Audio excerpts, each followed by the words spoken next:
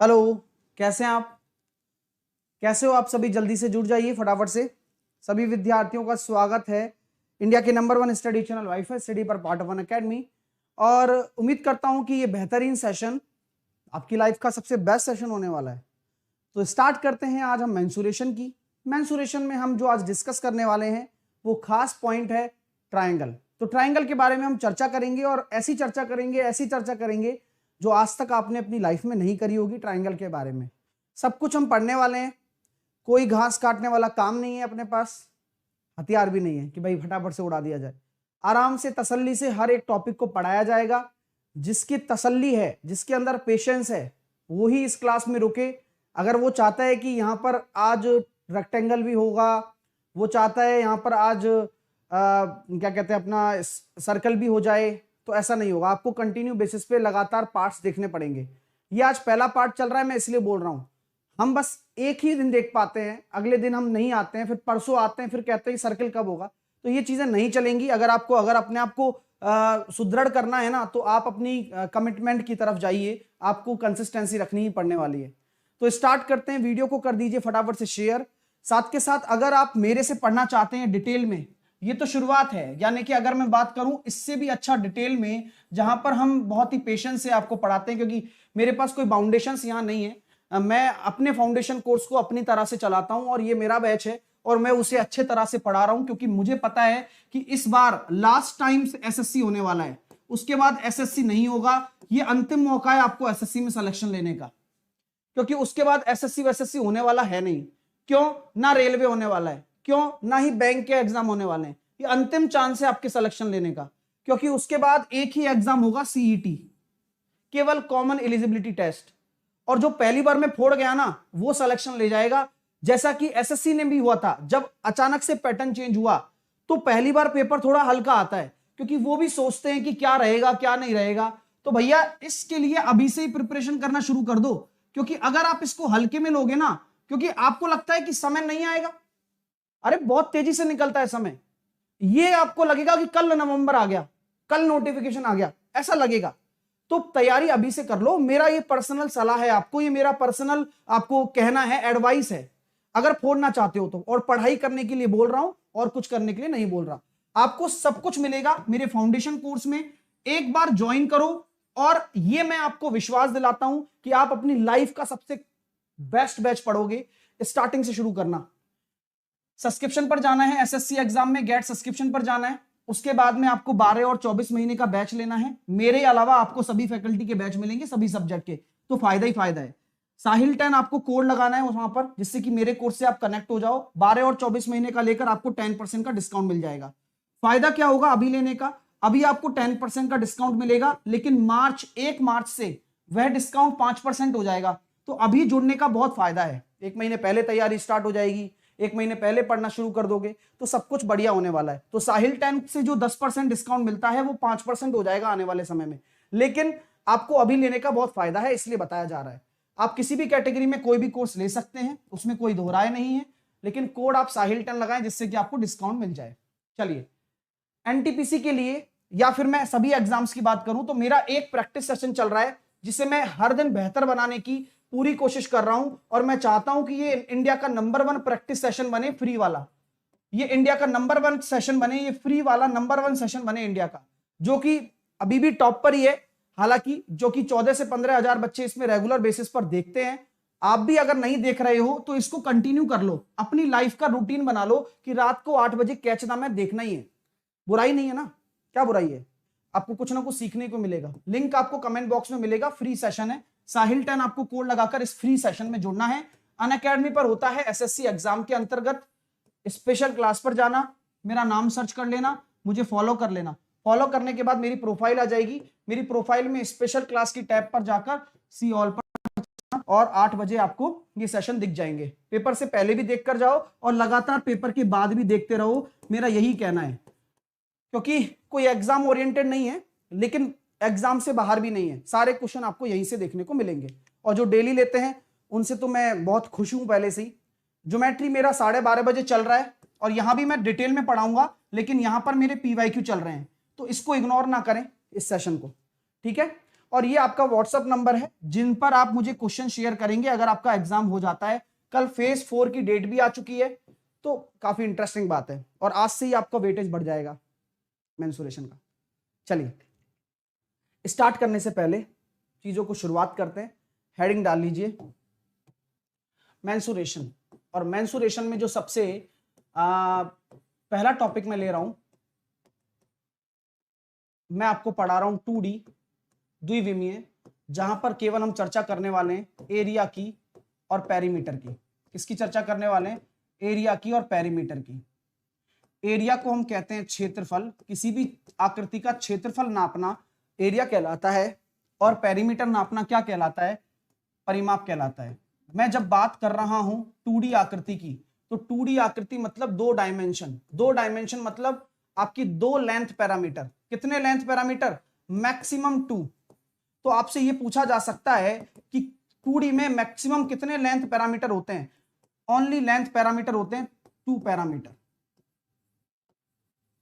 कितने पैरामीटर होते हैं? ओनली 2 पैरामीटर होते हैं लेंथ पैरामीटर। अधिकतम 2 ही हो सकते हैं, इसलिए केवल और केवल परिमाप बन सकता है और केवल एरिया बन सकता है। वॉल्यूम में कितने पैरामीटर होते हैं? वॉल्यूम होता है 3 डायमेंशनल में, जहां पर कटोरा ले लिया, गोला बन गया। जहां पर हमने बाल्टी ले ली, बेलन की तरह काम करता है। तार ले लिया, बेलन की तरह काम करता है। तो वो 3 डायमेंशनल है, क्योंकि हम उसे पिघला सकते हैं, दूसरी चीज में ढाल सकते हैं। लेकिन क्या कभी आपने किसी अन्य चीज को पिघलते हुए देखा है? आप शीट भी बात कर रहे हो ना, जैसे धातु की कोई शीट भी होती है, तो उस धातु की शीट को भी आप पिघला सकते हो, तो वह भी 3D है, क्यूबॉइड है। धातु की शीट मोटाई भी होती है, चाहे नगण्य क्यों ना हो, लेकिन मोटाई तो होगी। आप 2D आकृति को उठा नहीं सकते, आप उसमें कुछ भर नहीं सकते, आप उसमें कुछ डाल नहीं सकते। तो सिंपल सा लॉजिक है, हम 2D पढ़ने वाले हैं, केवल इसमें लेंथ पैरामीटर 2 होते हैं। और आपको मैं ये बताना चाहूंगा कि जो एरिया का पैरामीटर है वो यूनिट स्क्वायर पे डिपेंड करता है। किस पे डिपेंड करता है? यूनिट स्क्वायर पे। यानी कि कोई भी इकाई हो, metre, centimetre, decimetre, decametre, hectometre, फलाना मीटर, ढिकाना मीटर, केवल यूनिट स्क्वायर पे डिपेंड करेगा। और अगर पेरीमीटर की बात करूं तो वह केवल यूनिट पे डिपेंड करेगा, एक सिंगल इकाई पे डिपेंड करेगा। ये चीजें बताना का बहुत जरूरी है, क्योंकि क्या होता है, अक्सर हमें दे दिया जाता है कि कोई बाड़ बनाई, उसका खर्चा आ गया 20 रुपए प्रति मीटर। अब वो प्रति मीटर से पता चलेगा कि परिमाप का खर्चा है। कभी दे दिया कि भाई मैंने इस खेत में घास लगवाई है, अब घास लगवाई है मैंने, यानी कि मैंने आपके सामने यहां पर क्या करा है, पूरा ग्रासिंग करवाई है, तो मेरा रुपया आ रहा है 50 रुपए, 50 रुपीज पर मीटर स्क्वायर। इसका मतलब एरिया का पैसा है। तो वो यूनिट से हमें क्या पता चलता है? वह एरिया पता चलता है। ठीक है, एरिया क्या है? इस मतलब एरिया की यूनिट स्क्वायर में चलेगा, पेरीमीटर आपका यूनिट में चलेगा। ठीक है, तो इस पर हम चर्चा करते हैं, और हम आज 2D पढ़ेंगे। अब 3D के बारे में हम आगे चर्चा करेंगे, धीरे धीरे हर चीज हम पढ़ने वाले हैं। चलिए, तो सबसे पहले स्टार्ट करने से पहले आपको मैं लिखाना चाहूंगा कुछ इंपोर्टेंट यूनिट्स।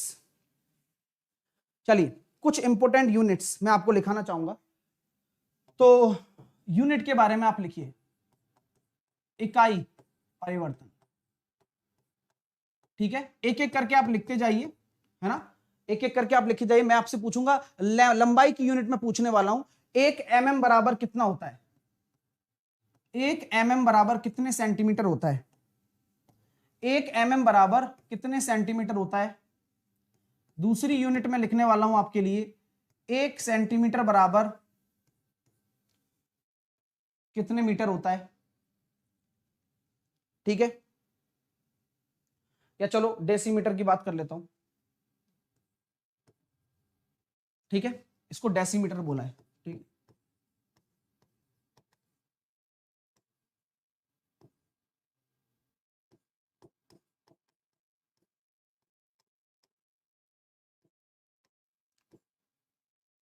और 1 डेसीमीटर बराबर क्या होता है? कितने मीटर होता है? एक एक करके बताते जाएं, जिससे कि आपको भी क्लियर होता जाए, हमें भी क्लियर होता जाए, और सबको दिमाग में भी बैठते जाए ये चीज।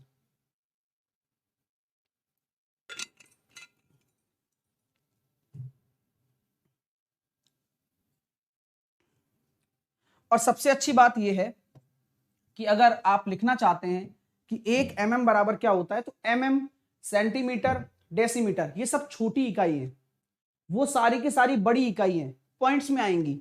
मैं चाहता हूं कि आप अपनी कॉपी में इसको ढंग से लिख रहे हैं तो एक चीज और लिख दें इसमें कि गुरुजी अगर मैं 1 mm की बात करता हूं ना तो आप इसमें 10 mm की बात करिए। क्यों सर? क्योंकि 10 mm बराबर आप क्या दर्शा सकते हैं?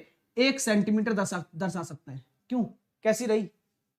तो आपका जब भी 10 mm होगा वो 1 सेंटीमीटर के बराबर होगा।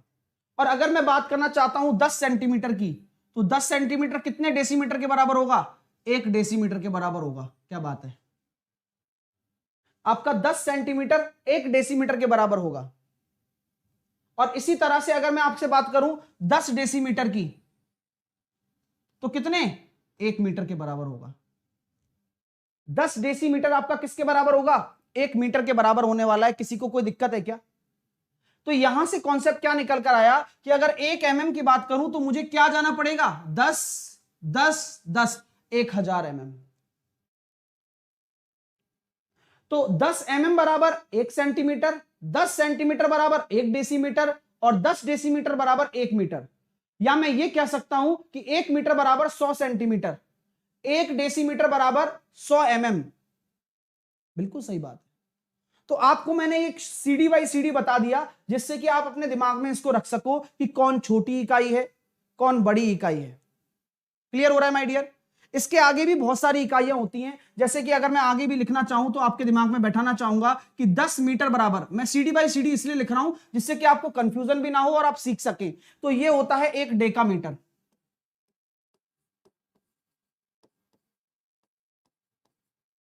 ध्यान रखना डेकामीटर और डेसीमीटर में फर्क है, इसलिए मैंने डेकामीटर लिखा है।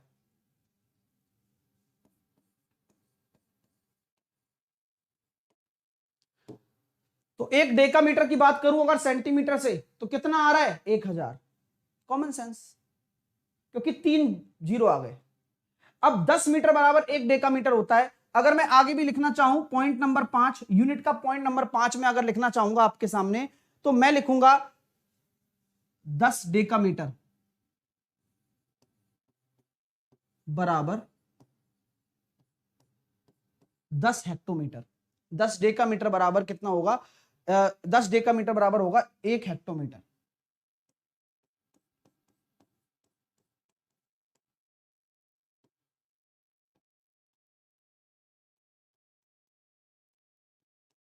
बस इतना ही सोचो, क्योंकि ज्यादा जाएंगे तो फिर आपको समझ में भी नहीं आने वाला है। हेक्टोमीटर के बाद 1 किलोमीटर होता है, फिर उसके बाद फलाना होता है, ढिकाना होता है। लेकिन अगर आप डायरेक्टली जो चीजें जरूरी हैं वो लिखना सीख लो। पहली बात तो कि इनमें से ये आपका जरूरी है। अब 1 मीटर में कितने, एक किलोमीटर में कितने मीटर होते हैं? 1 किलोमीटर में बोले गुरुजी 1000 मीटर होते हैं। 1 किलोमीटर में कितने मीटर होते हैं? 1000 मीटर होते हैं। सेंटीमीटर कितने होते हैं 1 किलोमीटर में? जब 1 मीटर में 100 सेंटीमीटर होते हैं तो 10 की घात 5 सेंटीमीटर। क्लियर है? चलिए, है ना? तो ये आपके सामने सारी की सारी चीजें हैं जो आपको पता होनी चाहिए। बाकी तो सब आसान है, आप बस सीखते जाइए। तो अब चलते हैं आगे, हम ट्राइंगल के ऊपर चर्चा करते हैं, उसके ऊपर परिचर्चा करते हैं बहुत सारी। तो आज 2D में जो स्टार्ट कर रहा हूं पहला टॉपिक वो आपका क्या है? एक ट्राइंगल है, एक त्रिभुज के बारे में बताने वाला हूं। सब कुछ जो आपको नहीं आता और सब कुछ जो आपको आता है। तो त्रिभुज के बारे में हम चर्चा करेंगे। त्रिभुज क्या होता है? तीनों भुजाओं से बनी हुई आकृति को ही त्रिभुज कहते हैं। 3 भुजाओं से बनी हुई आकृति को ही हम त्रिभुज कहते हैं। अब किसी भी त्रिभुज के बारे में अगर हम विस्तृत चर्चा करें, ए बी सी बैठा 3 भुजाओं को लेकर है ना? बैठा 3 भुजाओं को लेकर है, केवल 3 भुजाएं हैं इसके पास। लेकिन इसके अंदर क्षेत्रफल निकालने के काफी सारे तरीके हैं। त्रिभुज के अलग अलग प्रकार भी होते हैं। समबाहु त्रिभुज होता है, समद्विबाहु त्रिभुज होता है, आपके लिए विषम बाहु त्रिभुज होता है। तो हर चीज पर चर्चा करने वाले। तो चलिए, अगर मैं इस त्रिभुज की बात करूं तो ए के सामने की जो भुजा होगी वो ए होगी, बी के सामने की भुजा होगी वो बी होगी और सी के सामने की भुजा होगी वो सी होगी। सबसे जरूरी चीज, अगर किसी भी ट्राइंगल का एरिया निकालने में तकलीफ हो रही है या फिर कोई भी ऐसा ट्राइंगल है जहां पर उसकी तीनों भुजाएं अलग अलग हैं, जो कि आपको पता लग जाएगा कि इसकी तीनों भुजाएं अलग अलग हैं, यानी कि ए बी सी का बराबर होने का कोई रिलेशन नहीं है, तो वह आपके सामने क्या हो जाएगा? विषम बाहु त्रिभुज हो जाएगा। कौन सा त्रिभुज हो जाएगा? विषमबाहु त्रिभुज हो जाएगा। अब विषमबाहु त्रिभुज की अगर हम चर्चा करते हैं सर, तो विषमबाहु त्रिभुज का जो एरिया होता है, स्केलीन ट्राइंगल का जो एरिया होता है, उसके बारे में हम यहां बात करने वाले हैं। Area of scalene triangle. तो एरिया कैसे निकालें सर? अगर तीनों भुजाएं अलग अलग हैं, जो कि होने को तो राइट एंगल ट्राइंगल में भी हो जाएंगी तीनों भुजाएं अलग अलग, लेकिन राइट एंगल ट्राइंगल की तीनों भुजाएं ट्रिपलेट्स बनाएंगी, लेकिन यहां कोई ट्रिपलेट नहीं बनेगा। अगर आपको ट्रिपलेट पता भी नहीं है तो भी आप इस फॉर्मूले को लगाकर आंसर निकाल सकते हो। ठीक है, तो यहां पर जो फॉर्मूला काम आएगा उसके लिए एक ही फॉर्मूला काम आता है, हीरोज फॉर्मूला। ये बहुत काम की चीज आपको बता रहा हूं, कृपया करके ध्यान रखें। हीरोज फॉर्मूला बहुत काम आता है, जब कभी भी कुछ भी साथ नहीं देता तब यही साथ देता है। तो यहां पर हम बात करें इसके क्षेत्रफल की, तो वो होगा s into S minus A, S minus B, S minus C. प्रश्न ये उठता है कि यहां अगर ये एरिया है तो s क्या है? अब s क्या है? s के बारे में चर्चा करने के लिए हमें सबसे पहले जाना पड़ेगा परिमाप पर, पेरीमीटर पर। पेरीमीटर को हम क्या कहते हैं? परिमाप कहते हैं। और परिमाप क्या होता है? त्रिभुज की तीनों भुजाएं। अब परिमाप को एक ही भाषा में परिभाषित करना चाहता हूं मैं, परिमाप को एक ही भाषा में परिभाषित करना चाहता हूं कि अगर आप किसी भी बिंदु से चल रहे हो, मेरी बात को सुनना, कि किसी भी आकृति का परिमाप की बात अगर की जाए, अगर पेरीमीटर की बात की जाए, सिंपल सा थॉट मैं आपको बताना चाहूंगा कि अगर किसी भी त्रिभुज के परिमाप की बात की जाए, किसी भी त्रिभुज के पेरीमीटर की बात की जाए, तो किसी भी त्रिभुज का पेरीमीटर वो चीज होगी, किसी भी त्रिभुज का परिमाप वो होगा कि अगर आप भुजाओं के सापेक्ष में चलकर, भुजाओं के सापेक्ष में चलकर दोबारा उसी बिंदु पर पहुंच जाइए। यानी कि रेस्पेक्ट टू साइड आप मूव करें, साइड के रेस्पेक्ट में, और घूम फिरकर आप उसी बिंदु पर वापस आ जाएं, वही आपका परिमाप है। और केवल ये त्रिभुज की बात नहीं कर रहा हूं, हर आकृति में परिमाप की परिभाषा समझ लो, मैं एक बार में क्लियर कर दूंगा, क्योंकि आने वाले समय में रेक्टेंगल का परिमाप पूछेगा, फलानी चीज का परिमाप पूछेगा, ढिकानी चीज का पूछेगा, उसमें कोई टेंशन वाली बात नहीं है। ठीक है, तो परिमाप क्या होगा कि अगर मैं भुजाओं के सापेक्ष में जा रहा हूं और मैंने दोबारा उसी बिंदु पर पहुंच गया, तो मेरा वो परिमाप है भुजाओं के सापेक्ष। ऐसा नहीं, ऐसा नहीं, कहीं से नहीं, साइड के रेस्पेक्ट में आपको चलना है। तो a प्लस बी प्लस सी। तो यहां आपका s क्या है? अर्ध परिमाप। नाम से ही पता लग रहा है कि परिमाप का आधा। तो यहां पर s क्या हो जाएगा? a plus B plus C by 2। दिमाग में रखें इस चीज को, a plus B plus C by 2, दिमाग में रखें, काम की चीज है। ये बात क्लियर हो गई, हीरोज का फॉर्मूला। चलिए, अगर मैं आगे बात करना चाहूं कि अगर गुरुजी हमें किसी त्रिभुज की माध्यिका दे दे, किसी त्रिभुज की माध्यिका दे दे, यानी कि हमें अगर किसी भी त्रिभुज की मीडियंस दे दे कि भाई ये आपकी मीडियन है। मीडियन समझते हो? माध्यिका, माध्यिका क्या होती है पता होना चाहिए। शीर्ष से सामने की भुजा पर एक ऐसी भुजा डाली जाए जो सामने की भुजा को दो बराबर भागों में विभाजित कर दे, वो माध्यिका कहलाती है। कि यानी कि अगर मैं बात करना चाहूं, इसी त्रिभुज में अगर मैं बात करना चाहूं, तो मेरे ए से डाल दिया एक शीर्ष, शीर्ष से सामने वाली भुजा पर डाला, बी से डाल दिया, और मैंने सी से डाल दिया। और अगर मैं ऐसे डाल देता हूं तो यहां पर मेरे सामने जो इनका प्रतिच्छेदन बिंदु आ रहा है, यह त्रिभुज का क्या कहलाता है? केंद्रक कहलाता है। हालांकि इसके बारे में हम चर्चा ज्योमेट्री में करेंगे, लेकिन फिर भी पता होना चाहिए ना कि माध्यिकाओं का प्रतिच्छेदन बिंदु केंद्रक कहलाता है।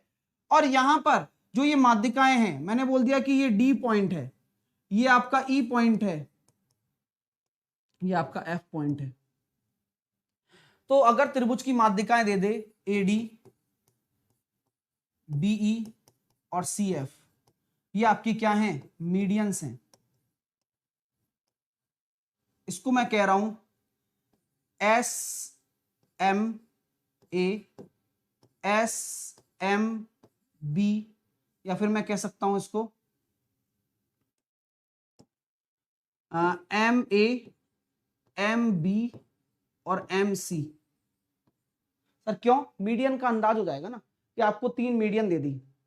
ठीक है, तो अगर मुझे बताओ कि अगर मुझे ये निकालना हो कि त्रिभुज का क्षेत्रफल निकालना हो, मतलब मुझे मीडियन दे रखी है और मुझे ट्राइंगल का एरिया निकालना हो, तो क्या करूंगा, तो ट्राइंगल का एरिया त्रिभुज का क्षेत्रफल जो होगा ना, त्रिभुज का जो क्षेत्रफल होगा वह area of triangle, area of triangle क्या होगा, वह 4/3 होगा मीडियन से बने ट्राइंगल का area, M A, M B और एम सी से बने ट्राइंगल के एरिया का। अब इसका एरिया कैसे निकालोगे, वही हीरोज का फॉर्मूला लगाकर। तो आपको त्रिभुज का क्षेत्रफल निकालना हो, माध्यिका दे रखी हो, तो माध्यिका में भी यही आपको हीरोज लगाना है और उसका 4/3 टाइम्स करना है, तो आपका काम हो जाएगा। चलिए सर, बहुत अच्छी बात लग रही है, आगे चलते हैं। मैंने आपसे कहा तो मुझे बताइए त्रिभुज का क्षेत्रफल, अगर मैंने आपको दे दिया 16 सेंटीमीटर स्क्वायर, किसी त्रिभुज का क्षेत्रफल मैंने आपको दे दिया area of triangle 16 centimetre square, तो मुझे बताइए माध्यिकाओं से बने त्रिभुज का क्षेत्रफल क्या होगा। इस त्रिभुज की माध्यिका से बने त्रिभुज का क्षेत्रफल क्या होगा, कोई बता सकता है आप में से। ये क्वेश्चन दिया है मैंने आपको, एक एग्जांपल दिया है जिससे कि आपका कॉन्सेप्ट में क्लैरिटी आ जाए, बताओ। और जो भी बेचारे विद्यार्थी हैं वो जो ये कहेंगे क्वेश्चन क्वेश्चन क्वेश्चन, चुपचाप पढ़ना है तो थ्योरी पढ़ो, क्वेश्चन तो बहुत ही हो रहे हैं, है ना। चुपचाप, कोई बिल्कुल भी नहीं करेगा इन चीजों पे कमेंट, क्या करना चाहिए क्या नहीं करना चाहिए, मुझे मेरे हिसाब से पढ़ाने दो, है ना। पंचायती नहीं चाहिए, चुपचाप पढ़ना है तो पढ़ो, नहीं तो कोई बात ही नहीं है, कर क्या रहे हो, है ना। चलो, तो कृपया करके बस चुपचाप पढ़ाई करो, कोई चूचा पाठ नहीं चाहिए मेरे को। यहां पर हम कह सकते हैं कि सर अभी आपने बताया कि जो त्रिभुज का क्षेत्रफल होता है, एरिया ऑफ ट्राइंगल होता है, वो बराबर होता है 4/3 एरिया ऑफ, यानी कह सकते हैं माध्यिकाओं से बने त्रिभुज का क्षेत्रफल के बराबर, माध्यिका से बने त्रिभुज के क्षेत्रफल के बराबर होता है। यानी कि अगर मैं इनका रेशो देख रहा हूं तो त्रिभुज का एरिया अपॉन मीडियन से बने त्रिभुज का एरिया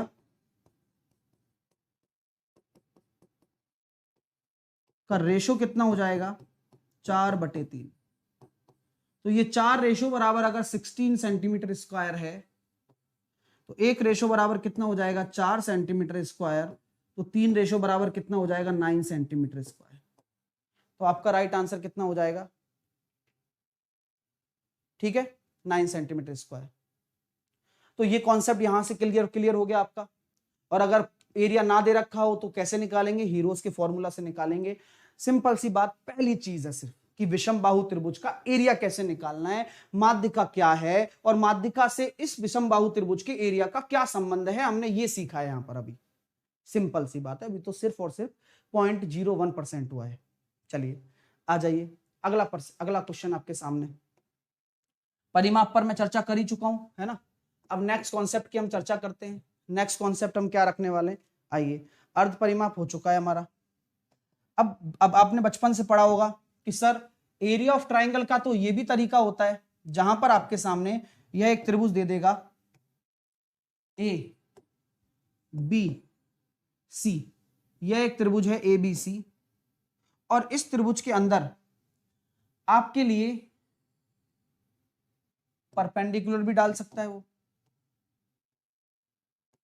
तो मैंने कहा कि यहां पर एडी मेरा क्या है, इस बार यहां पर एडी जो है वो बीसी पर लंब है। एडी क्या है, बीसी पर लंब है। तो बताइए एरिया ऑफ ट्राइंगल क्या बनेगा,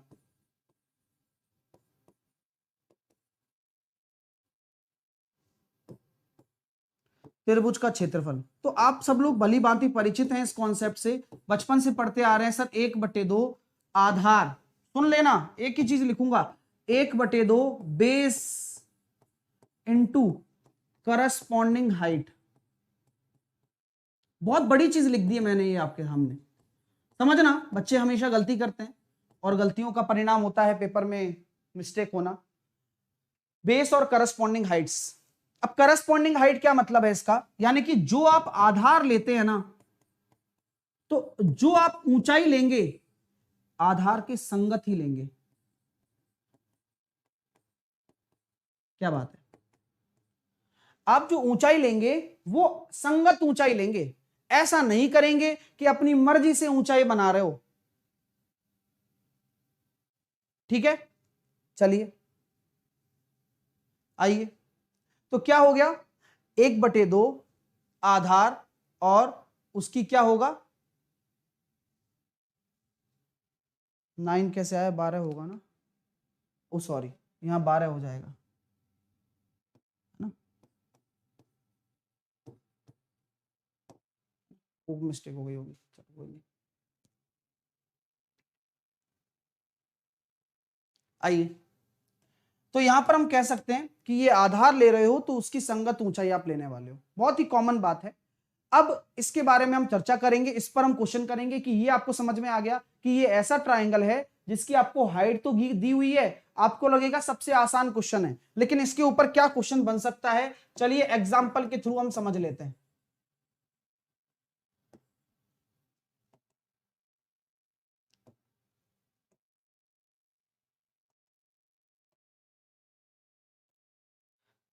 मैंने आपको दे दिया ये ए,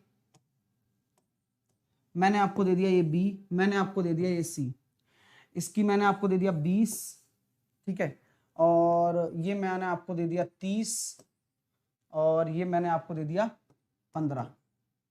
तो पहले तो आप देखिए ट्राइंगल पॉसिबल है, कैसे देखेंगे, त्रिभुज की दो भुजाओं का योग तीसरी भुजा से ज्यादा होना चाहिए, दो भुजाओं का योग तीसरी भुजा से ज्यादा होना चाहिए, दो भुजाओं का योग तीसरी भुजा से ज्यादा होना चाहिए, दो भुजाओं का अंतर 5 आ रहा है ज्यादा है, और दो भुजाओं का अंतर 10 आ रहा है वो ज्यादा है, और दो भुजाओं का अंतर जो कितना बचा 15 ज्यादा है। चलिए, तो ये ट्राइंगल पॉसिबल है, बिल्कुल है सर। तो आप मुझे बताइए, अगर मैं इसके एरिया की चर्चा करता हूं, जहां पर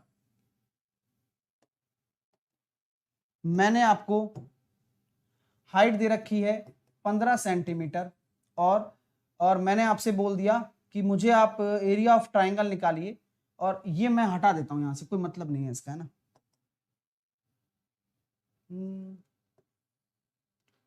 और मैंने आपसे बोल दिया कि ये आपके सामने दे दिया मैंने, हाइट आपको मैंने ये दे दी 15 सेंटीमीटर, और ये हाइट आपको मैंने दे दी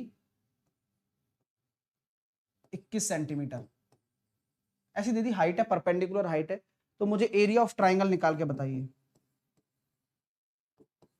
अब चाहे आपके पास सब कुछ है, लेकिन हमें चुन चुन के काम करना पड़ेगा। मुझे क्या लेना है ये ध्यान देखिएगा।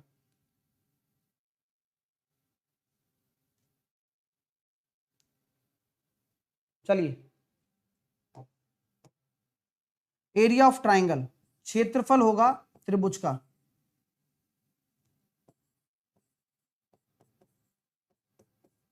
तो क्या होगा सर, 1/2, आधार क्या है 20 है, और करस्पॉन्डिंग हाइट लेनी है, इसकी संगत आपको हाइट लेनी है, वो हो जाएगी 21, यानी कि आपका जो राइट आंसर आने वाला है 210 आने वाला है, 210।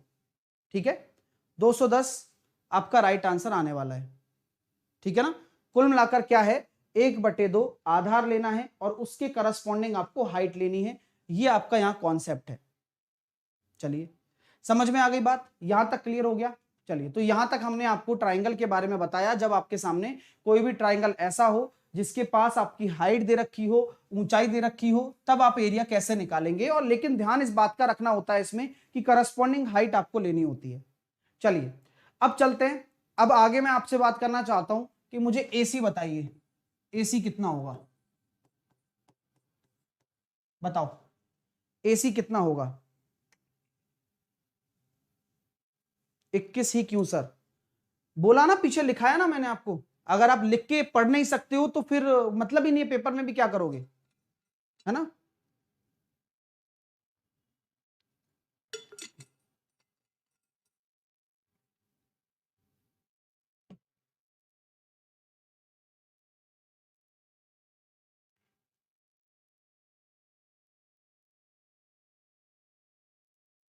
चलिए 210 28 भुजा दूसरी वाली। चलिए, तो अगर मैं इसको सॉल्व करना चाहूं तो कैसे निकालूंगा? अभी मैंने आपको समझाया कि ये ट्राइंगल है, अब इस ट्राइंगल का एरिया तो सेम ही रहेगा। तो मैंने जब इस ट्राइंगल का एरिया निकाला, आधार मैंने BC ले लिया और उसके करस्पॉन्डिंग ऊंचाई मैंने क्या ले ली? ये ले ली 21 सेंटीमीटर। तो जो एरिया है वो कितना आ रहा है? 210 आ रहा है, बराबर। अब इसी ट्राइंगल को मैं ऐसे देख रहा हूं, जहां पर मैं AC को आधार मान रहा हूं, और इसी ट्राइंगल को मैं ऐसे देख रहा हूं AC आधार मानकर। तो ये लंब मुझे पता है और आधार मुझे निकालना है, तो ये कितना हो जाएगा? 1/2। आधार आपका AC है और ऊंचाई आपकी क्या है? 15 है। तो यहां पर मैंने जब इसको सॉल्व किया तो 5 तिया 15, 5 से कट गया ये 21 × 2, 3 से काटा मैंने इसको 7 बार, 7 दूनी 14 दूनी 28। तो AC आपका कितना निकल कर आ गया? 28 निकल कर आ गया। तो 28 आपका AC निकल कर आ जाएगा इस तरह से। तो कॉन्सेप्ट की बात है, ठीक है। हाँ, तो कॉन्सेप्ट की बात है, बस आपको ये समझना होगा, आधार, उसके करस्पॉन्डिंग हाइट, और फिर आधार और उसके करस्पॉन्डिंग हाइट। हाइट मुझे पता थी तो मैंने आधार निकाल दिया। कॉन्सेप्ट बिल्कुल क्लियर होना चाहिए। अब मैं आपसे निकालना चाहता हूं कि मुझे इसके करस्पॉन्डिंग हाइट भी बता दो। ये मैंने आपके सामने ये लंब डाल दिया यहां पर, और इसके नामकरण भी मैं कर देता हूं। जैसे कि मेरा नामकरण मैंने यहां पर कर दिया, ये AD लिख दिया, ये BE लिख दिया, ये CF लिख दिया। तो आप मुझे बताइए CF क्या होगा? बताइए CF क्या होगा?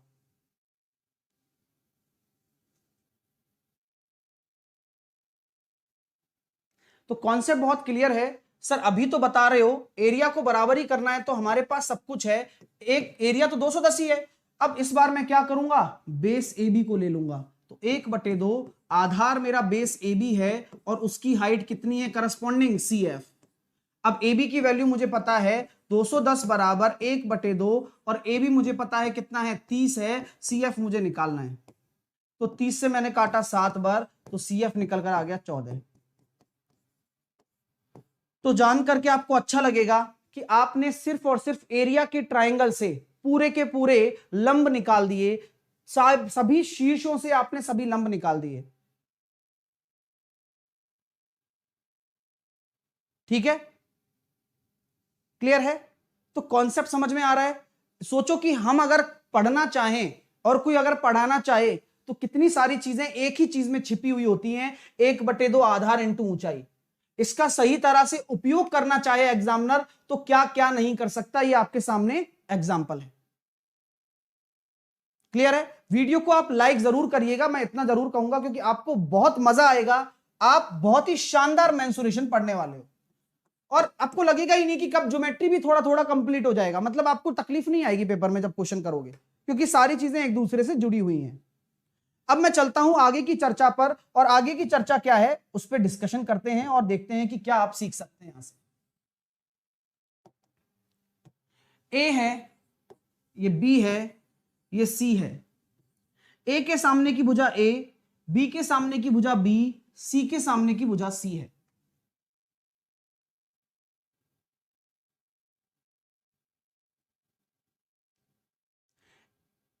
एक बच्चा कह रहा है 28 गलत है। भाई क्यों गलत है 28? 210 एरिया है तो 1/2 BC मैंने BE मैंने आपको 15 दे दिया, ठीक है, और AC निकाल दिया। सॉल्व भी तो किया है, तो यहां पर हम इसको सॉल्व करेंगे तो यही तो आ रहा है निकलकर 420/15। देख लो एक बार है भाई, एक बार चेक कर लो, कोई बड़ी बात नहीं है। और गलत है तो फिर उसको सही करो, है ना। 420/15 भाई 28 ही आ रहा है ना। श्री राम वर्मा पढ़ाई करो यार, पता नहीं कहां दिमाग लगे रहता है तुम्हारा, ठीक है ना। हाँ, सॉल्व करो, इतना टाइम मत लगाया करो किसी चीज में। ट्रिपलेट से होगा कैसा, देखो दिमाग लगाओ यहां पर, है ना। आइए अब हम आगे बात करना चाह रहे थे। हाँ, ये मैंने आपको बताया कि यहां पर के सामने क्या बोला जा रहा है, कि यहां पर आपके सामने बोला जा रहा है कि अगर इसके लिए आपका एक थीटा दे रखा है इसके बीच में, तो एरिया कैसे निकालेंगे। तो एरिया कैसे निकालेंगे कि अगर आपको केवल और केवल दो भुजाएं गिवन हो, तो मैं कहता हूं कि केवल और केवल मुझे दो भुजाएं ए और सी गिवन है, बी को मैंने उड़ा दिया और इस थीटा को मैं यहां मान लेता हूं। कहां पर? यहां पर। क्यों? आसान रहेगा ना, ये मानना अच्छा लगता है बस। ठीक है सर, मान लो आपकी इच्छा है। तो एरिया कैसे निकालोगे और क्यों निकलेगा? तो एरिया कैसे निकलेगा जब आपको किसी भी त्रिभुज की केवल दो भुजाएं गिवन है और उनके बीच का कोण पता हुआ है। ठीक है, हाँ, उनके बीच का कोण पता हुआ है और उनकी दो भुजाएं गिवन है। तो सर कैसे करेंगे? कोई कारण? डायरेक्ट बताने में मजा नहीं आएगा, क्योंकि जब आप पढ़ रहे हो तो अच्छा ही पढ़ो। यहां पर मैं कहता हूं कि मैंने एक परपेंडिकुलर डाल दिया मेरे दोस्त, कोई दिक्कत? तो मैंने कह दिया कि एडी मेरा एक लंब है। बहुत अच्छी बात है सर। अगर एडी मेरा लंब है और इस त्रिभुज का मैं क्षेत्रफल निकालना चाहता हूं, तो त्रिभुज का क्षेत्रफल क्या होता है?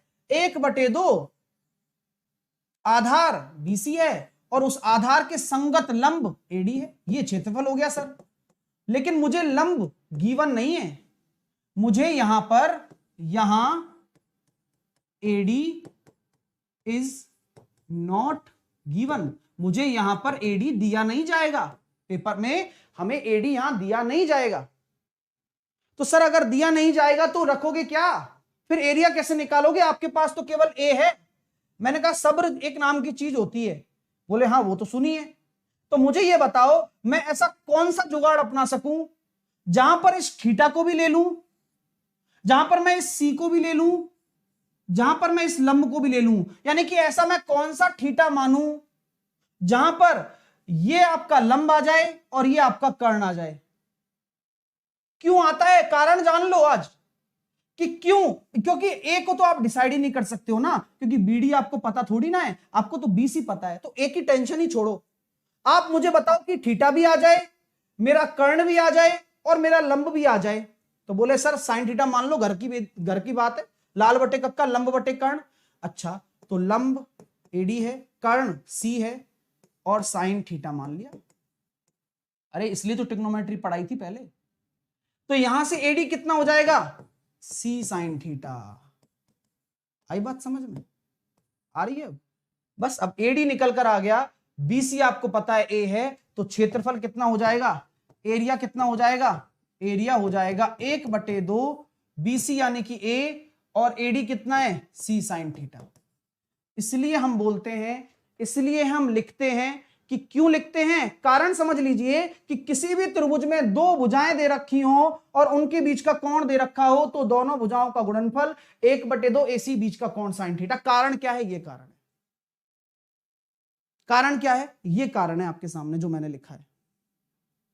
इसी प्रकार आप दूसरे तरीके से भी निकाल सकते हो कि भाई कोई भी दो भुजाओं का बीच में दे दिया हो, बीटा दे दे, कुछ भी दे दे, तो समझ में आना चाहिए कॉन्सेप्ट क्या है। क्लियर है? आइए सर अगले कॉन्सेप्ट की तरफ चलते हैं। अगला कॉन्सेप्ट, त्रिभुज बहुत बड़ा है, मतलब कहते हैं ना अथाह सागर है ये। आज आपको पता चलेगा जब आप डुबकी लगाओगे, पढ़ोगे। आइए, तो त्रिभुज के एरिया पर कितनी सारी चीजें हो रही हैं, मतलब हमें क्या क्या दे सकता है, हमारे पास क्या क्या कमी होती है। एक फॉर्मूले से कभी त्रिभुज का क्षेत्रफल नहीं समझ सकते आप, और फॉर्मूले को समझना जरूरी है कि सारे फॉर्मूले जुड़े ही हुए हैं एक दूसरे से। चलिए, मैंने आपको दे दिया ए, इसके कोऑर्डिनेट दे दिए मैंने आपको x1 y1, मैंने आपको दे दिया बी, इसके कोऑर्डिनेट मैंने आपको दे दिए x2 y2, मैंने आपको दे दिया सी, इसके कोऑर्डिनेट दे दिए मैंने आपको x3 y3। तो आप मुझे बताइए अगर कोऑर्डिनेट गिवन हो तो एरिया कैसे निकालूंगा? ये भी एक तरीका है एरिया निकालने का, बताइए।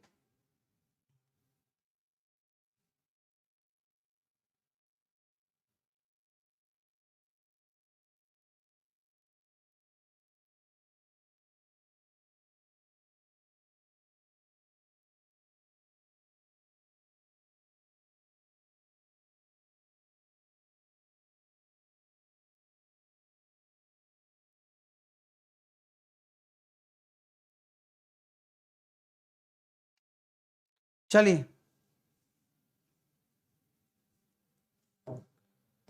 तो क्या हम कह सकते हैं कि x1 इंटू, अगर मैं x1 लेता हूं तो मुझे क्या लेना पड़ेगा? बस देखो कितना प्यारा कॉन्सेप्ट बताता हूं, आपको याद नहीं है ना ये सब चीज, है ना सर? क्या एक बच्चा पूछ रहा है क्या ये CHSL के लिए इंपॉर्टेंट है क्या? जो तुम पढ़ रहे हो ना, तुम भारत देश का कोई भी एग्जाम देने बैठिएगा और यहां से एक सिंगल चीज आप बाहर निकाल के मेरे को दिखा देना कि बोले सर ये बाहर आया था, निश्चिंत होके पढ़ो, है ना आप। मतलब क्या है, आपकी टेंशन ये इस बात की ज्यादा है कि क्या ही आएगा, मतलब तोल के पढ़ते हो जैसे सुनार हो पिछले जन्म के आप। पढ़ने के लिए डूब के पढ़ो, है ना।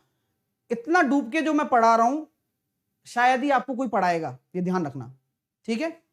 आइए तो चीजें आप देखिएगा, मैं आपको कितना प्यारा कॉन्सेप्ट समझाना चाहता हूं कि यार एरिया देखिए, जरा समझने की कोशिश करिए। जब आपने x1 से शुरुआत कर दी तो अभी लड़ाई हो गई, y1 कहेगा भाई मैं नहीं आऊंगा, वो नहीं आएगा तो मैं y2 और y3 को ले जाऊंगा, क्या बात है, y2 माइनस y3, ठीक है। अब बात करते हैं x2 की। अब आपने x2 ले लिया, तो जब x1 के साथ y1 नहीं आया तो क्या x2 के साथ y2 आएगा क्या? नहीं, फिर कौन आएगा? y3 y1, क्या बात है सर, ये तो अभी याद हो गया।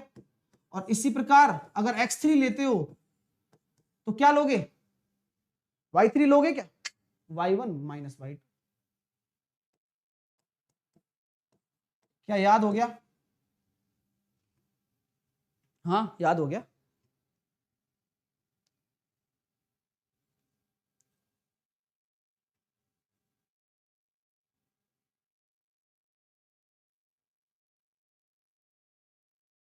ठीक है,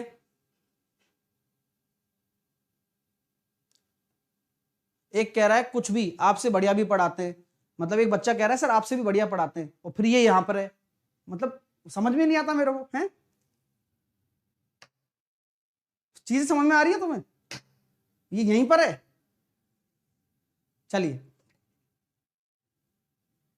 तो यहां पर समझ में आ रही है चीज आपको कि एरिया कैसे निकालना है, 1/2। यहां पर देखो x1 ले लिया तो x1 नहीं चलेगा, x1 के साथ y1 नहीं आएगा, तो y2 माइनस y3। अगर x2 ले लिया तो y2 नहीं आएगा, y3 y1। x3 ले लिया तो y1 y2। चलिए, अब ये चीज समझ में आ गई। अब चलो यहां पर थोड़ी सी चीज और पढ़ लेते हैं जो पेपर में काम आ सकती है। अगर मुझे केंद्रक निकालना हो तो मैं कैसे निकालूंगा केंद्रक? तो केंद्रक भी आसान तरीका है सर। अगर सेंट्रोइड की बात आपसे की जाए तो सेंट्रोइड आप बिल्कुल आसानी से निकाल सकते हैं, x1 plus x2 plus x3 by 3, y1 plus y2 plus y3 by 3, ठीक है। ये आपके क्या हो जाएंगे? केंद्रक हो जाएंगे।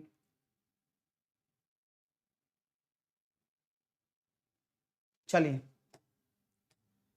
दूसरी बात, मैं अगर आपसे कहता हूं कि अगर इस कॉन्सेप्ट को अगला बताता हूं, मजेदार कॉन्सेप्ट है यार, मतलब अब मैंने सोचा यार बता ही दिया जाना चाहिए कि ये आपके सामने बोल दिया मैंने कि ये आपके सामने ये ए है, ये बी है, ये सी है, इनको मैंने आपको दे दिया वर्टेक्स। इनको मैंने क्या बोल दिया? वर्टेक्स होते हैं एबीसी, आपको पता ही है ये तो, हाँ सर। और मैंने आपको दे दिया P Q R, P Q और आर, ये आपके क्या हैं? मिड पॉइंट हैं। P Q R mid point हैं, क्या है? मध्य बिंदु हैं। पी क्यू आर आपके मध्य बिंदु हैं। तो मैं आपसे सिंपल ये कहना चाहता हूं कि अगर पी क्यू आर आपके मिड पॉइंट हैं तो आपके वर्टेक्स के कोऑर्डिनेट क्या होंगे? यानी कि अगर आप ए कोऑर्डिनेट निकालना चाहते हो तो वो कैसे निकालोगे, बी कोऑर्डिनेट कैसे निकालोगे और सी कोऑर्डिनेट कैसे निकालोगे? है शानदार कॉन्सेप्ट ये। हालांकि मैंने कैच द मैथ में कराया हुआ है, लेकिन एक साथ आप लिखोगे तो कम से कम नोट्स में आप अच्छे से लिख पाओगे।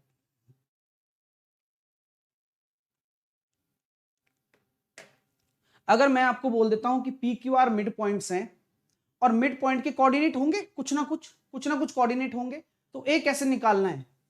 P plus Q minus R, P plus Q minus R, यानी कि ये निकालना है तो इन दोनों को जोड़ो, इसको घटाओ। अगर B कोऑर्डिनेट निकालना है तो कैसे निकालेंगे? इन दोनों को जोड़ो, उसको घटा दो, तो P प्लस आर माइनस का क्यू। और अगर मैं C कोऑर्डिनेट निकालना चाहता हूं तो R plus Q minus P, तो R प्लस क्यू माइनस का P। नोट डाउन करिए। वर्टेक्स मतलब होता है शीर्ष। यार अब लिख रहा हूं ABC तब भी समझ में नहीं आ रहा, चलो वर्टेक्स समझ में नहीं आया, उसके बाद जो तुम कहते हो वो तो समझो कि भाई इसके शीर्ष क्या होंगे, ABC के कोऑर्डिनेट क्या होंगे, ठीक है, क्या होंगे, P plus Q minus R, P plus Q minus Q और R plus Q minus P। Sir question भी करा दें इस पर, एक एग्जाम्पल ले लीजिए, एक एग्जाम्पल दे रहा हूं, मजा आएगा, देखो चीजें बहुत प्यारी प्यारी हैं, सिखाने वाला हो बस। देखिए मैंने आपसे बोल दिया कि ये मेरे मिड पॉइंट है, मैंने मिड पॉइंट बोल दिया, मिड पॉइंट पे मैंने ये बोल दिया आपसे कि ये मेरा है 2 और माइनस का 3, और ये मैंने बोल दिया, या फिर मैं बोल देता हूं 2 और 3 है ना, 5 और 7, और ये मैंने बोल दिया 5 और 9, ऐसे ही बोल दिया क्या, -2 क्या लिखे, -1 और 7, देखते हैं सही है या नहीं है, गलत भी हो सकते हैं, मतलब कोऑर्डिनेट्स का पता नहीं है ना, कोऑर्डिनेट्स देख लेता हूं बढ़िया से कुछ।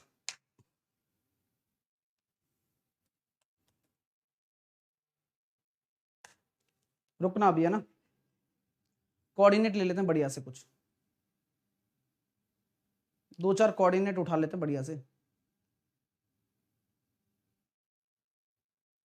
ये ले लो,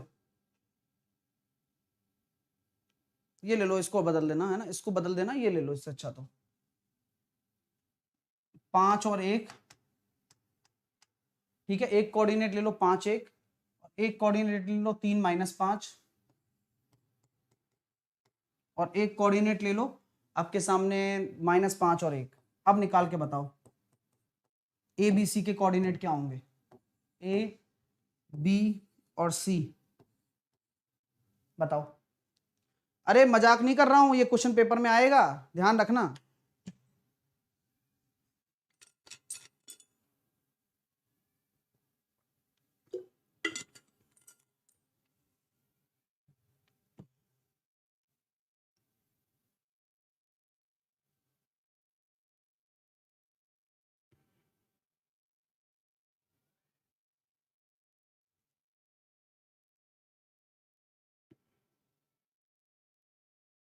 चलिए,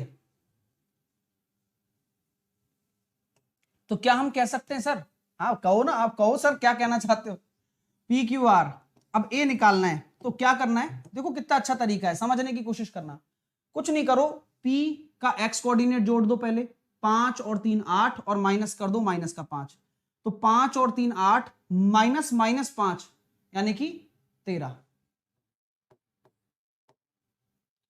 1 और -5 माइनस का 4, माइनस -1 यानी कि +1, तो -4 और +1 माइनस का 3, ए कोऑर्डिनेट निकल कर आ गया 13 और -3।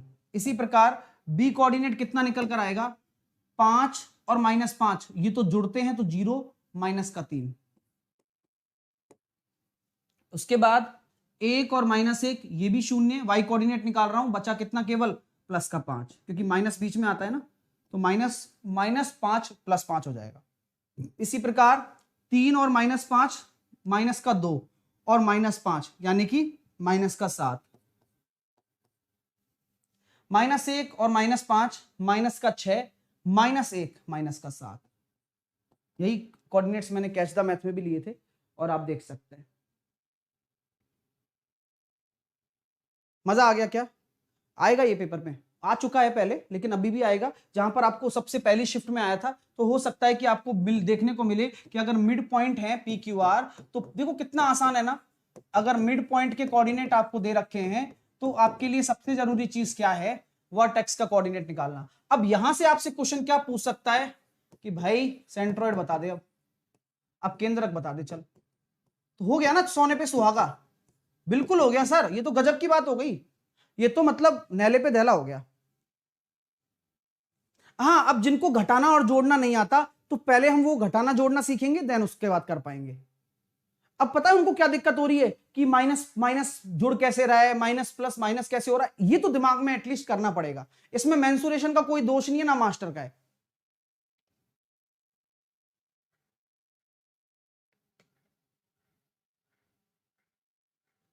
तो केंद्रक आपके सामने हम डिस्कस करने वाले हैं। सेंट्रोइड क्या होगा? अब जब वर्टेक्स निकल कर आ चुके हैं तो सेंट्रोइड होगा 13 -3 और -7/3 और -3 +5 -7/3। तो सेंट्रोइड कितने निकल कर आ जाएगा? 3/3 यानी कि 1, और 12 में से 5 गए तो 10 में से 5 गए तो -5/3। तो 1 और -5/3 ये आपके क्या आ गए? सेंट्रोइड के कोऑर्डिनेट निकल कर आ गए, 1 और -5/3। है मजेदार चीज। तो आपने क्या क्या सीख लिया ये आपको खुद को नहीं पता होगा, लेकिन ये सब चीजें वो हैं जो टॉप लेवल पर सीख सकते हो आप। आगे चलते हैं। नेक्स्ट कॉन्सेप्ट के बारे में अब चर्चा करने वाले हैं। और अब हम आते हैं अपने सबसे प्यारे, न्यारे और दुलारे समबाहु त्रिभुज की तरफ। तो चलिए इक्विलेटरल ट्रायंगल हेडिंग डाल लीजिए।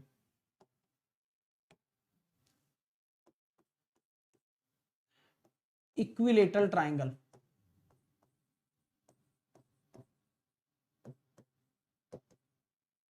इसको हम क्या बोलते हैं?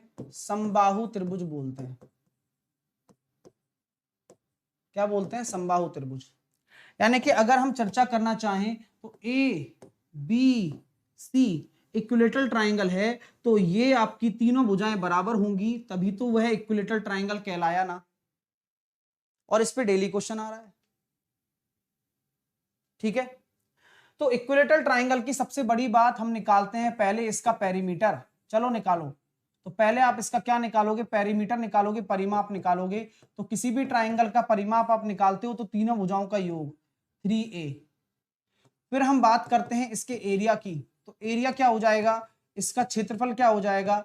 √3a²/4 होता है। हाइट क्या हो जाएगी? जब आपको एरिया पता है, आपको आधार पता है, तो हाइट निकालने में दिक्कत है क्या? नहीं, क्योंकि जब क्षेत्रफल होता है तो क्षेत्रफल का फॉर्मूला यूनिवर्सल है, वो जो आप सीखते हो ना, 1/2। आधार a है और ऊंचाई निकालनी है। तो हाइट कितनी निकल कर आ जाएगी यहां से कि 2 से कट गया ये 2 बार और a से कट गया ये a, तो h बराबर आ जाएगा √3a/2।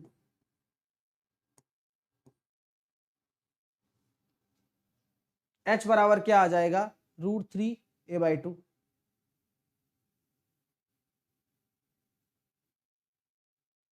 ठीक है, बी वर्टेक्स रॉन्ग था, ऐसा बोल रहा है कुणाल मैथमेटिक्स के नाम से।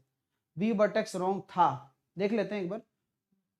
-3। कुणाल जोड़ना नहीं आता, नाम हटाओ पहले तो अपना। यही आएगा भाई, है ना?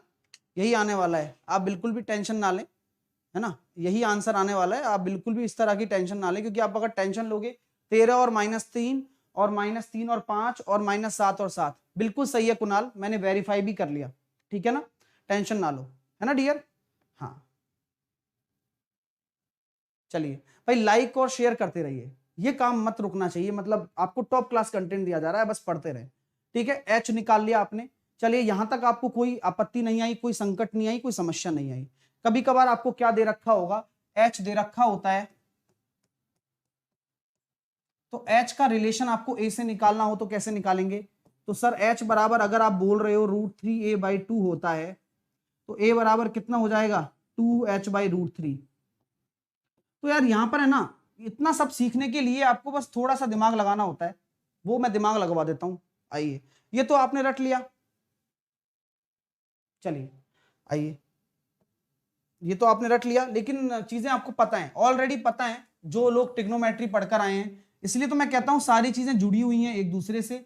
आप देखिएगा और आपको अच्छा लगेगा कि मैंने अगर इसको ABC एक इक्विलेटरल ट्रायंगल मैंने माना है, तो इक्विलेटरल ट्रायंगल की तीनों भुजाएं क्या होती हैं? बराबर होती हैं। और तीनों भुजाएं अगर बराबर होती हैं तो उनके कोण कितने होंगे? 60 डिग्री होते हैं।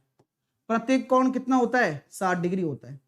अगर प्रत्येक कोण 60 डिग्री होता है, और इक्विलेटरल ट्रायंगल की बहुत सारी खास बातें हैं, सुनिए मेरे से, मेरा जो बोलना है वह आपके दिमाग में हिट होना चाहिए। देखिए, इक्विलेटरल ट्रायंगल एक ऐसा ट्रायंगल है जो कि मैं ज्योमेट्री में पढ़ाऊंगा, जो हर किसी का सेंटर है, मतलब यही केंद्रक है, यही इसका लंब केंद्र है, यही इसका आपका क्या कहते हैं, अपना ऑर्थो सेंटर तो लंब केंद्री होता है, उसके बाद यही इसका इन सेंटर है, यही इसका सरकम सेंटर है, सब कुछ यही है, सब कुछ यही है। तो सर सब कुछ यही है, तो आपका कहने का मतलब तो हम साफ साफ समझ गए अब, यानी कि अगर आप इस पे लंब डालोगे, अगर आप इस पे लंब डालोगे तो लंब जो होगा वही माध्यिका भी होगी और यही परपेंडिकुलर भी होगा। बोलो हाँ या ना। यही केंद्रक भी है और यही माध्यिका भी है, यानी कि ये कितना हो जाएगा a/2, क्योंकि माध्यिका भी यही है तो इसको ये आधे आधे में बांट देगी। हाँ या ना बोलते जाओ बस। यस। और अभी आपको सिखाया था कि किसी राइट एंगल ट्राइंगल में ये 60 डिग्री है तो ये कौन समद्विभाजक भी होगा। हाँ, क्योंकि इन सेंटर भी तो यही है। क्या सर खोल दिया। तो 30 डिग्री के सामने अगर a/2 है तो 60 डिग्री के सामने क्या होता है √3 टाइम्स। क्या बोलते हो।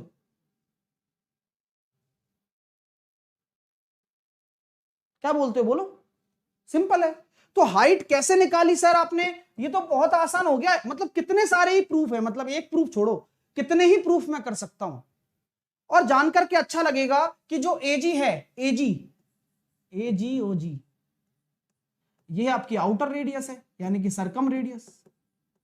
क्यों देख लो ना भाई, सरकम रेडियस वही तो होगी जो बाह्य बाह्य त्रिभुज बनाने में काम, भाई बाह्य व्रत बनाने में काम आए, तो वही आ रही है क्योंकि शीर्ष तक जा रहा है यहां से, तो यही बाह्य व्रत होगा, यहां से यहां तक, यहां से यहां तक।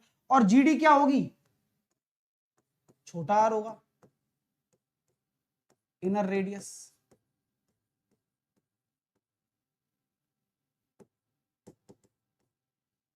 ठीक है, ठीक है। हाँ √3 कैसे आया, जो मैं ट्रिग्नोमेट्री नहीं पढ़ा तुमने, कोई बात नहीं। तो ये इनर रेडियस है, ये सरकम रेडियस है, यानी कि ये परित्रिज्या है और ये अंतःत्रिज्या है। अब आप मुझे एक चीज बताओ कि अगर ये माध्यिका है और ये केंद्रक है, माध्यिका है क्या, बिल्कुल है क्योंकि सब कुछ एक ही पॉइंट है यहां पर। तो अगर ये माध्यिका है तो ये जो केंद्रक है इसको कितने अनुपात में विभाजित करेगा। बोले सर आप ही तो बता रहे हो कि ये आर है और ये छोटा आर है यहां से यहां तक, यानी कि सर कुल मिलाकर हम ये कह सकते हैं कि जो माध्यिका होती है वो 2:1 में विभाजित करती है। यानी कि यहां पर आपने ये खुद स्पष्ट कर दिया है कि R/R 2:1 होता है केवल और केवल इक्विलेटरल ट्राइंगल के लिए। बात तो सही है,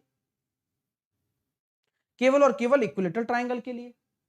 और ये आर और आर मिलाकर क्या बन रहा है, हाइट बन रहा है ना। अरे बहुत ही तगड़ा कॉन्सेप्ट चल रहा है, सामने फोकस रखोगे तो मजा आएगा। तो ये हाइट के बराबर ही तो है, तो क्या मैं कह सकता हूं 3 रेशो बराबर √3a/2, 1 रेशो बराबर a/2 √3। तो 1 रेशो की वैल्यू क्या है छोटा आर, और 2 रेशो बराबर a/√3। तो ये क्या है बड़ा आर, ये छोटा आर आ गया a/2 √3 और ये बड़ा आर आ गया a/√3। क्लियर है भाई, दिमाग में रखिए, बहुत प्यारे प्यारे कॉन्सेप्ट्स हैं दोनों। ठीक है, समझ में आ रही है बात, बहुत ही नीट एंड क्लीन कॉन्सेप्ट है, सब कुछ आ गया इसमें, कुछ बचा ही नहीं है। चलिए, तो सर समबाहु त्रिभुज यहां कंप्लीट हो गया, नहीं अभी कुछ बाकी है, इसको कंप्लीट कर देते हैं, फिर आगे चर्चा करेंगे। कल ट्राइंगल ही पढ़ेंगे अभी तो, क्योंकि ट्राइंगल के अंदर सर्कल कैसे बनाना है, फिर ट्राइंगल के ऊपर गधे चराने हैं मेरे को 3, यहाँ पर 3 गधे भी चराने हैं, फिर एक राइट एंगल ट्राइंगल पढ़ाना है, आइसोसेलेस पढ़ाना है। राइट एंगल ट्राइंगल के अंदर सबसे बड़ा वर्ग क्या होगा, सबसे बड़ की वर्ग की भुजा क्या होगी, उसका क्षेत्रफल क्या होगा, ट्राइंगल के अंदर सबसे बड़ा जो व्रत रखा जा सकता है उसका एरिया क्या होगा, बाह्य व्रत का एरिया क्या होगा, तो बहुत कुछ अभी सीखना बाकी है। तो अगर मैं लास्ट पॉइंट अगर समबाहु त्रिभुज को एंड कर देता हूं, बस समबाहु त्रिभुज पर अगर आपको दे दिया कि यार ये ए पॉइंट है, ये बी पॉइंट है, ये सी पॉइंट है, और आपको यहां किसी अंदर कोई भी बिंदु है और उससे आपको दे दिए लंब दे दिए 3, और इसकी वैल्यू आपको दे दी P1 P2 और P3, और आपसे बोल दिया कि भाई साइड निकाल के बताओ, इसकी साइड क्या होगी, साइड ए क्या होगी, भुजा क्या होगी समबाहु त्रिभुज की। और ये सब बात इक्विलेटरल ट्राइंगल पर चल रही है, तो अगर मैं इसको ए मान रहा हूं तो किस संदर्भ में आप इसको लिखेंगे? तो कुछ नहीं है, जैसा कि अभी मैंने आपको हाइट का फॉर्मूला लिखा है, तो सब अपनी कॉपी में हाइट का फॉर्मूला लिखेंगे जरा। h बराबर √3a/2। तो ये क्या है? ये शीर्ष लंब है, यानी कि किसी आंतरिक पॉइंट से डाले गए भुजा पर, तीनों भुजाओं पर डाले गए लंब है। ये किसी अंदर कोई भी बिंदु है, ये केंद्रक नहीं है, कोई भी बिंदु है, उससे भुजाओं पर अगर 3 लंब डाले जाएं, ठीक है, भुजाओं पर अगर 3 लंब डाले जाएं, तो हाइट जो आपको याद है ना वो लिखो, और उस हाइट की जगह क्या लिख दो? P1 + P2 + P3 लिख दो बस। वो कितना हो जाएगा? √3a/2 हो जाएगा, और a की वैल्यू कितनी निकल कर आ जाएगी? 2P1 + P2 + P3/√3। ये लो, अब फिर कुछ भी निकालना निकाल लेना, एरिया वेरिया जो भी निकाले, बस भुजा निकल कर, भुजे का संबंध निकालना जरूरी है। ठीक है माय डियर, तो काफी इंटरेस्टिंग चीज मैंने आपको यहां तक बताई है। कैसा लगा सेशन जल्दी से मुझे बताएं, लाइक करके बताएं, शेयर करके बताएं। ये होमवर्क है, आप कर सकते हो, इतना मुझे कंफर्म पता है। कोशिश कर लीजिएगा, हालांकि मैं इसे पूरा बताने वाला हूं, और भी चीजें सिखाने वाला हूं, लेकिन ये जो होमवर्क है ये आप आराम से बना सकते हो आज। ठीक है, कुछ चीजें नहीं आएंगी, मैं किस लिए बैठा हूं फिर? ठीक है ना, बाकी पूरा होमवर्क आज बन जाएगा, आप जरूर दीजिएगा इसका जवाब। और इसके साथ साथ एक चीज और लिखा देता हूं मैं, जो कि बहुत आवश्यक भी है और पता होना चाहिए, थोड़ी सी बात है, हालांकि मैं उसको कल एक्सप्लेन भी करने वाला हूं। तो अगर मैं यहां पर बात कर रहा हूं इस ट्राइंगल की, जहां पर तीनों भुजाएं अलग अलग हैं, इसके अंदर आंतरिक त्रिज्या क्या होती है? अगर इनर रेडियस की मैं बात करूं, तो इनर रेडियस बहुत आसान है, क्या होता है? del/s। तो s तो अर्ध परिमाप होता है, और डेल क्या होता है? एरिया होता है, एरिया। ठीक है, और बड़ी आर क्या हो जाएगी?